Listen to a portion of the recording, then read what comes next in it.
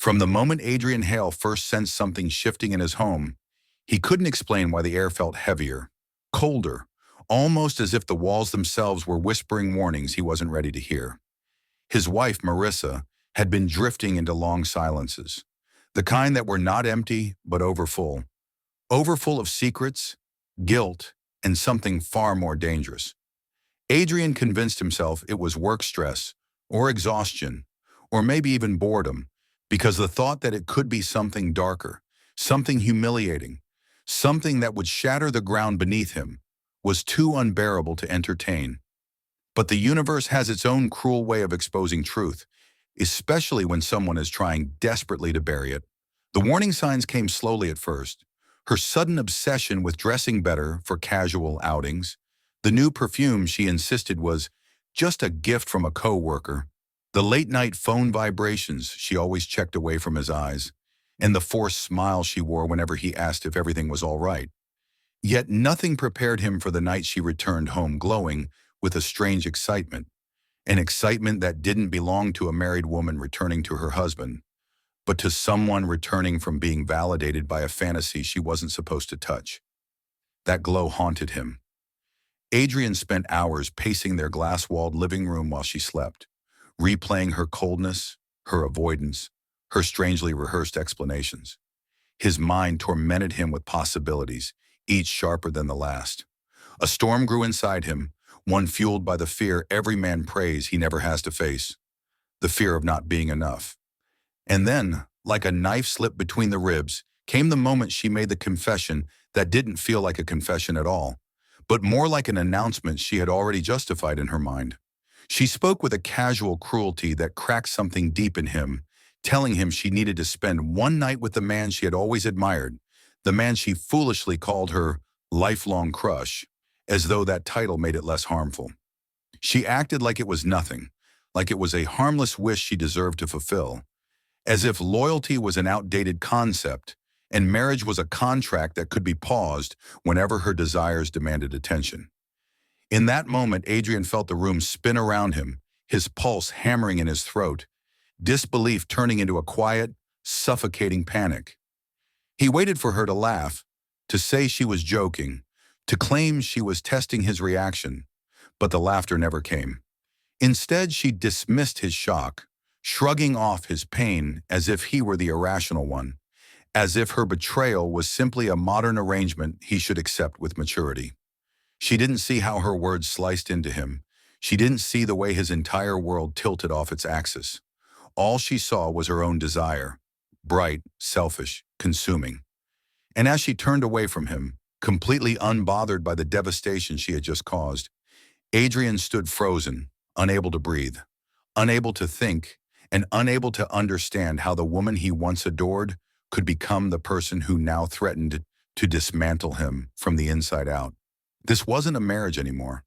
This was a collision course, and neither of them understood just how catastrophic the impact was about to be. Adrian didn't sleep that night. He sat on the edge of the bed, staring at Marissa's unmoved form, stunned by how peacefully she could sleep after detonating a bomb in his chest. He watched the slow rise and fall of her breathing and felt an unbearable mix of disgust and sorrow settle inside him like wet cement. He tried to understand how a woman who once clung to him as if he were her entire world now treated him like a fragile obstacle standing in the way of her fantasies. Dawn crept through the curtains, cold and indifferent, and Adrian realized he had spent the whole night drowning in thoughts too bitter to swallow. He wondered when exactly he had stopped being enough, when his touch no longer lit her eyes, when his presence stopped comforting her, and when she started craving someone else with such hunger that she was willing to risk everything. The humiliation alone felt suffocating, like a hand wrapped tightly around his throat. When Marissa finally woke and moved about the house as though nothing had happened, as if she hadn't broken him 12 hours earlier, Adrian felt something inside him harden. She hummed while getting ready, scrolling through her phone, smiling at messages she clearly wished he would never see. He studied her movements with a detachment he had never felt before. The woman who once felt like home now felt like a stranger walking through the ruins of a love she had long stopped caring for. She didn't even bother softening her actions. Instead, she carried an arrogant confidence, as though she expected him to adapt to her betrayal like it was a new chapter they both had to embrace. Throughout the day, Adrian fought a war against the rising storm inside him. He replayed every tender moment they had shared, every promise, every vow, every dream they built together. The memories mocked him, each one reminding him how deeply he had once believed in her. But beneath the grief, a seed of anger began to grow, a silent, burning anger that made his hands tremble. He wanted to confront her, to shout, to demand how she could do this.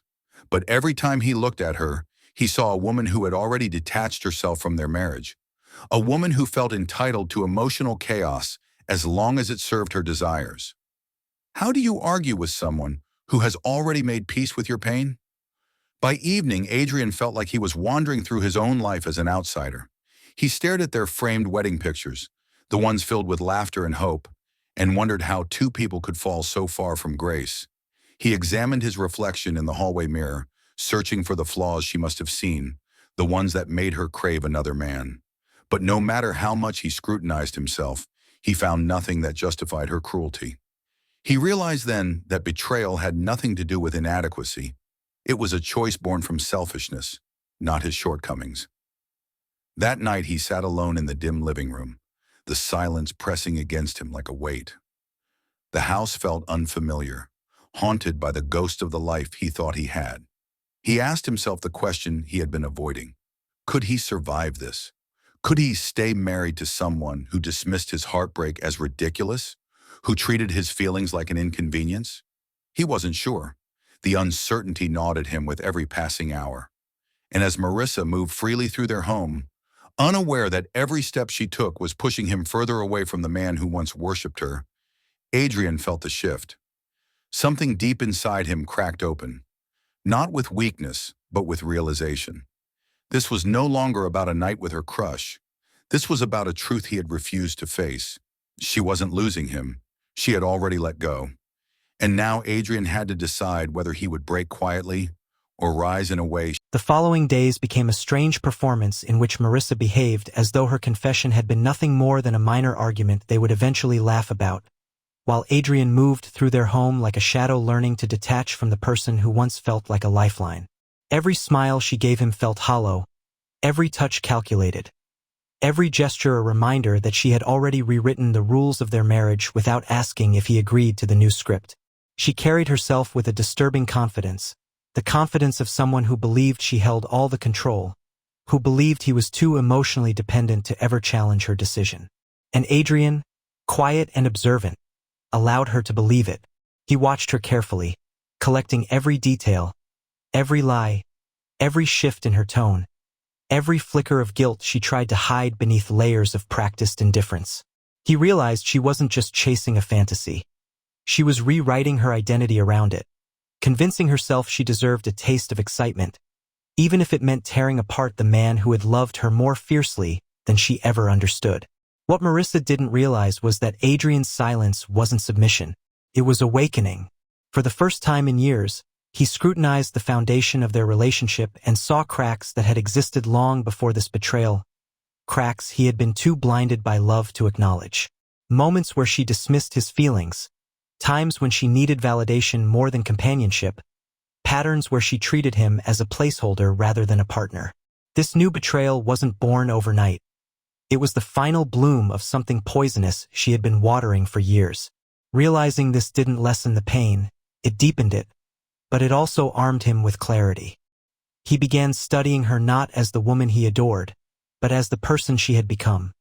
A woman driven by insecurity, persuasion, and a hunger for external validation powerful enough to destroy anything in her path. One evening, while Marissa stood in front of the mirror applying makeup with a glow that didn't belong to a married woman preparing for a quiet night at home, Adrian watched her with a calm he couldn't explain. She didn't look like someone preparing to fight for her marriage. She looked like someone preparing for an audition she believed she was destined to win. She moved with excitement she didn't bother disguising, humming softly, checking her messages with a smile so genuine it twisted something inside him. And it was in that moment, watching her polish herself for another man, that Adrian understood his turning point had arrived. not in anger but in acceptance. He began withdrawing emotionally, not with bitterness, but with intent. He stopped trying to reason, stopped trying to win back a heart that no longer beat for him, stopped trying to prove his worth to someone who was too consumed with fantasies to recognize the value she was throwing away. He realized something powerful. Sometimes love doesn't end with screaming or door slamming. Sometimes it ends with quiet understanding that the person you loved never truly saw you. And once that understanding ignites, it becomes impossible to unsee. Yet beneath this newfound clarity, there was still a tremor of fear of what came next, fear of confronting the reality of separation, fear of letting go of a life he built with hands that once shaped every detail with devotion. But even that fear couldn't compete with the growing indignation brewing inside him. Not rage, not revenge, just the cold truth that if she could disrespect him so effortlessly, then he needed to rediscover the version of himself that existed before he allowed her to define his worth. Marissa remained blissfully unaware of the transformation happening right in front of her, mistaking his quietness for acceptance, for compliance, for weakness. She didn't recognize that the man she was slowly losing was the same man who had once been willing to sacrifice everything for her happiness. And she certainly didn't realize that his silence wasn't protecting her. It was preparing him for the moment she would regret believing he would break. Adrian's transformation continued quietly, almost invisibly, like a storm gathering beneath the calm surface of a deceptively still sea. While Marissa floated through her days in a haze of anticipation, believing she had successfully reshaped the rules of their marriage, Adrian was meticulously piecing together the fragments of his dignity, reclaiming pieces of himself she had chipped away long before this ultimate betrayal. He was no longer reacting emotionally. He was observing, calculating, awakening. Every careless smirk she gave while texting, every sigh of excitement she tried to hide, every dismissive glance she offered when she thought he was being too sensitive, pushed him further into a space of clarity she never imagined he would reach. One evening, as she prepared for what she claimed was just a casual dinner with her coworkers, Adrian watched her walk around their bedroom with the grace of someone preparing for a fantasy she believed she deserved. She wore a perfume he had never smelled before, a dress she had never worn for him, and a spark in her eyes that didn't belong to anything innocent. She didn't even try to hide her eagerness anymore. She carried it like a victory. She truly believed he was defeated. And perhaps the most tragic part was how confidently she assumed that a good man's silence meant surrender. But Adrian had reached a point beyond heartbreak. There comes a moment when a person becomes numb to the pain that once threatened to drown them, and in that numbness, a new strength begins to form, quiet, cold, unshakable. While Marissa lived in fantasies of freedom and desire, Adrian finally began stepping out of the emotional prison her manipulation had built. He started spending more time away from home, revisiting places he once abandoned because she didn't enjoy them, reconnecting with people she had quietly pushed out of his life, remembering hobbies, passions, dreams that had once defined him before her approval became the center of his existence. With each rediscovered piece of himself, the spell she held over him weakened. Marissa noticed the shift, but she misread it entirely. Instead of seeing a man pulling away, she assumed he was retreating into himself out of fear of losing her. She believed her grip on him was tightening, that he would do anything to keep her from walking away completely. She mistook his calm for dependence. She mistook his silence for obedience. She mistook his stillness for paralysis. She had no idea she was losing him every second she continued chasing her fantasy. One night, when she returned home unusually late, carrying a glow of guilt disguised as satisfaction, Adrian watched her with a strange sense of detachment. She offered explanations that were rehearsed, flimsy, and insulting, yet she delivered them with the arrogance of someone who believed her partner too fragile to question her integrity. But Adrian did not lash out, did not demand answers, did not beg for clarity. Instead, he simply studied her face with a calm that unnerved her more than any accusation could. She felt it for the first time, the unsettling shift in power, not through words, but through the quiet certainty in his eyes. In the following days, he noticed her become slightly uneasy, as though something inside her sensed that the balance was no longer in her favor. She began watching him more carefully, trying to decode his calmness, trying to understand why he wasn't reacting the way she expected. Her confusion grew when he no longer asked where she was going, no longer questioned her late nights, no longer attempted to win back her affection. She wanted freedom, yet she didn't expect the chain she wrapped around his heart to suddenly loosen. Because deep inside, Marissa didn't just want her fantasy. She wanted the assurance that he would always be there waiting afterward. But Adrian was slipping away. Not loudly, not angrily, but deliberately, like a man who had finally remembered his worth. And for the first time, Marissa felt the faint, icy whisper of fear. Not because she might lose him, but because she finally realized she already had. As the days passed, the distance between Adrian and Marissa grew into a silent, widening gulf that neither addressed but both felt like a cold draft moving through their home. What Marissa didn't understand was that Adrian wasn't drifting aimlessly.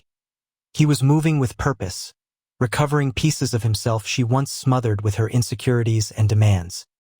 He had begun surrounding himself with people who reminded him of who he used to be before he lost himself in her shadow, and the more he remembered that man, the less her betrayal haunted him. Marissa, on the other hand, began experiencing an unexpected shift inside herself. What she once saw as a harmless fantasy, a deserved indulgence, now came with a strange aftertaste she couldn't shake. Her crush, the man she once idolized, didn't offer the thrill she had imagined. The reality was messier, colder, more transactional. The excitement she expected was quickly replaced by a discomfort she refused to name. Yet, instead of admitting this, she doubled down on her performance, acting as though she still held power while secretly battling the fear that she had made a mistake far bigger than she anticipated. Adrian's growing independence made her stomach twist in ways she had never felt before. She noticed how he no longer rushed to check on her, no longer sought her attention, no longer reacted to her attempts to provoke jealousy. She tried subtle tricks at first, small, calculated comments meant to make him feel insecure, carefully crafted stories intended to spark suspicion, but nothing stirred him. His calmness unnerved her because it wasn't the calmness of a defeated man. It was the calmness of someone who had already walked through the fire and emerged unscarred. She sensed a shift she couldn't understand, a shift that made her feel as though she were losing control of a game she created. One afternoon, Marissa scrolled through her phone and discovered something that made her chest tighten. She saw photos of Adrian with people she didn't recognize, smiling in a way she hadn't seen in years, alive in a way that made her feel strangely replaceable. She felt a sting she couldn't explain, a jealousy she had no right to feel but couldn't control. She had always assumed Adrian would be miserable without her validation, but the images told a different story, one where he wasn't just surviving, he was slowly thriving. That realization cut deeper than any confrontation. It planted a fear she didn't want to acknowledge, a fear that maybe the foundation she believed she controlled was crumbling beneath her feet. Her unease sharpened when Adrian returned home one evening with a newfound confidence she couldn't ignore. He moved differently, spoke differently, carried himself with a weight she had forgotten he possessed. The shift wasn't loud. It was subtle but powerful, like a storm gathering behind calm clouds. Marissa found herself studying him with the same intensity he once reserved for her, searching for signs, searching for cracks, searching for evidence that she still held influence over him. But she found nothing, and that nothing terrified her more than any argument could. One observes a stranger passing through their life, a stranger who once mattered but no longer held the ability to wound. And this subtle detachment ignited something dark inside Marissa, a panic born from the realization that she had unlocked a door she couldn't close, a door leading to consequences she never anticipated. Adrian's composure became her torment, because she finally understood that the man she had taken for granted was slipping beyond her reach, and no amount of manipulation could pull him back. What Marissa didn't know was that Adrian's silence wasn't just emotional distance. It was the calm before a truth he was preparing to unveil, a truth that would shatter the illusion she had built and expose the depth of her betrayal in a way she wasn't ready to face. And soon, very soon, the twist she never saw coming would break over her like a tidal wave. Alex stood frozen in the doorway.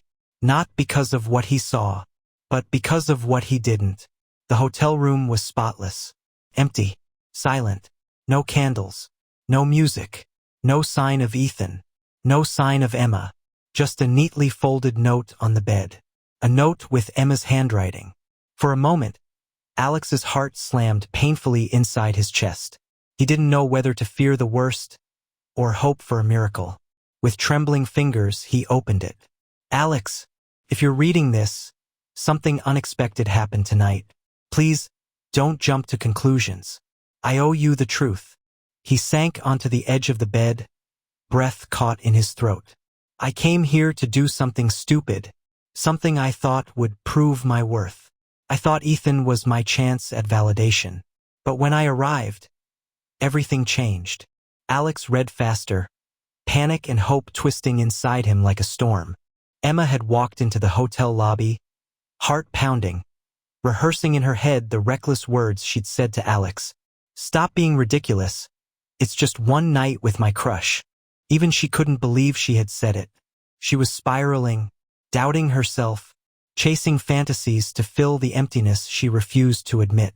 But when she reached Ethan's suite, something felt wrong. The door was already open. Inside, Ethan was sitting alone, tears in his eyes, cradling a photograph. His older brother's photograph. Emma paused. What's going on? Ethan didn't look up. Emma, I can't do this. I only agreed because I thought it would distract me. But tonight is the anniversary of my brother's death. I'm a mess. I'm broken. I'm not the fantasy you're chasing. Emma stood frozen. The world felt like it cracked under her feet. Ethan finally looked up, and his voice shook. Go home, Emma. You're trying to escape something. But so am I. And this is not the escape either of us needs. He handed her the photo. Your husband loves you. I can see it in every word he said when he called. Don't throw him away for a night you'll regret forever. Emma's throat tightened. I don't know why I'm like this, she whispered. Because you're lost, Ethan said softly.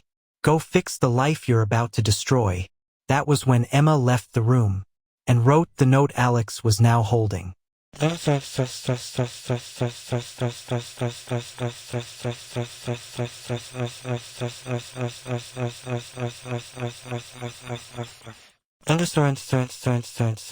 I'm waiting for you on the rooftop. If you still want this marriage, meet me there.